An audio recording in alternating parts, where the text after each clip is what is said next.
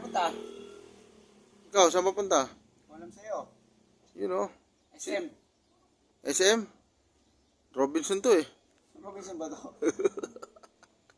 Parang tinatarantado mo na ako ah. Podcast.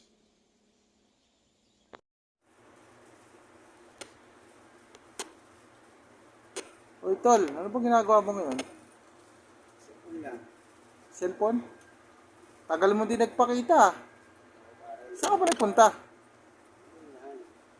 Malaking lugar pare. Ha? Malaking lugar. Mukhang masaya ka dun ha. Masaya ka ba ron? Yun no. Yung sinasabi ko. Trabaho lang trabaho. Trabaho lang, trabaho. Gusto na kayo mga tropa natin. Anong balak mo? Trabaho ulit.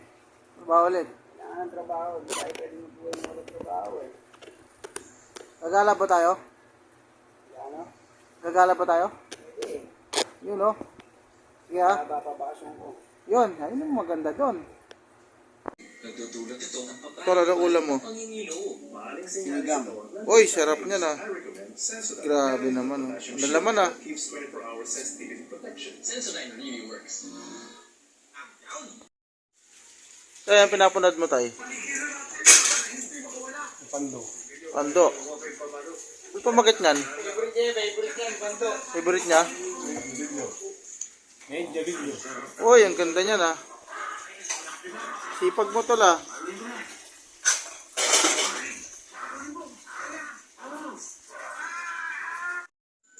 Sige pa.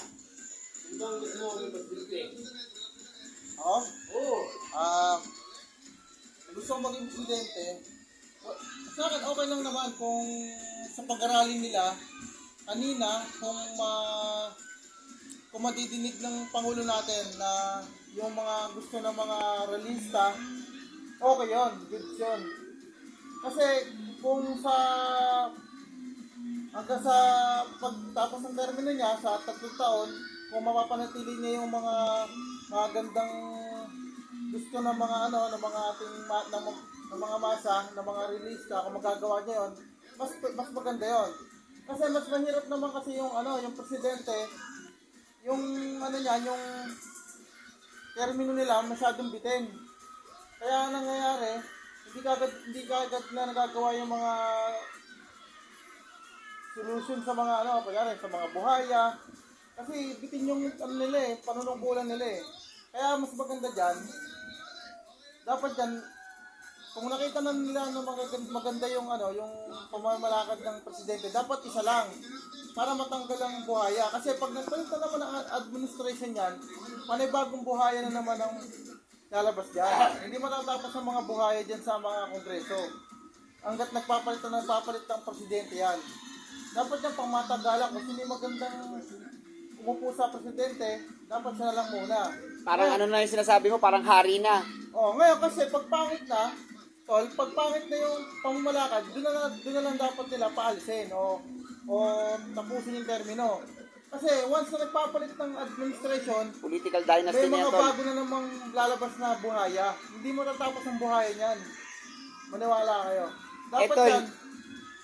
Ano yung tinatanong ni Papa ko, sino gusto mong presidente? Sa akin, ang gusto kong presidente, okay lang naman kung si Marcos na. Kasi ayun na yung presidente natin, kung madidinig niya yung mga gusto ng masa, kung magiging ayos naman, maayos na lahat ng problema, wala nang problema yun. Kasi kung mapagbibigyan niya yung gusto ng mga realista, okay yun. Ngayon kasi, pag napagbigyan niya na yung mga gusto ng realista at tatapos ang termino niya, di pa na bagong buhaya na naman ang lalabas. Matatapos na yung buhaya niya ngayon, yung mga buhaya, matitigil yan, pero pagtapos yung termino niya, pag nagbalik ng bagong presidente, panibagong buhaya Nanakaw na naman yun, bago umalis ano? panibagong nakaw na naman yun. Paano yan? Matatapos ba yung buhaya dito sa Pilipinas? Hindi. Kasi nga, palit ng administration. Dapat yan, Kaya nagkakautang-utang tayo, no? dapat yan, kung sino yung magandang magpalakad ng presidente. Kagaya ng Duterte sana, wala nang ano. Hindi na, ayun, katulad ng kay Duterte, masyadong bitin yung 6 years na pamamalakad niya. Hindi niya pag lahat nalinis. Kasi nga bitin na bitin. Dapat mo, kasi hindi magandang mamalakad na presidente, dapat ayun ang ating suportahan. Ngayon, pag tumagal na ilang taon at nagbago na siya ng kanyang diskarte, dapat na paalisin na lang. Doon dapat aalis ang presidente. Pero hanggat maganda, dapat susuportahan natin. Sino gusto mo presidente? Sa akin, gusto maging presidente. Si Kais na lang kaya. Kais, pwede Papa, ka si Papa. Presidente ng barangay. Presidente.